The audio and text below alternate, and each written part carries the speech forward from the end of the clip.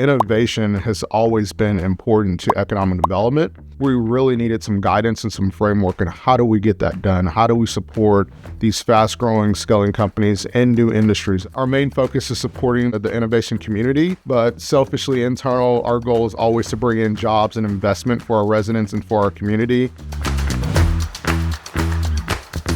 In 2023, our city just happened to run across Plug and Play at a conference, and the rest was history. About 3 or 4 months later, we had a deal and we launched our first Plug and Play batch in February of 2024. One of the first companies that went through is a really cool company called Creative 3D Technologies. They're a 3D printing company that could actually possibly in the future create chips and semiconductors off of their printer technology. So that will be game changing, and they're going to be scaling from 8 people up to about 40 to 45 full-time employees in Cedar Park. We also recently had a plug and play portfolio company named Sigmatic AI that's relocated their headquarters and will be growing to about 15 or 20 people.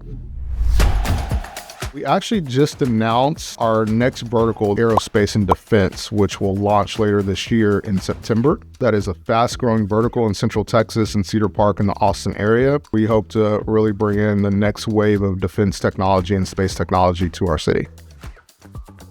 It's a global open innovation platforms, connect the larger primes and corporates with the venture capital, with the private equity, and then bring the startups in as part of that. That's priceless. We would not have these cool, innovative companies located in Cedar Park today.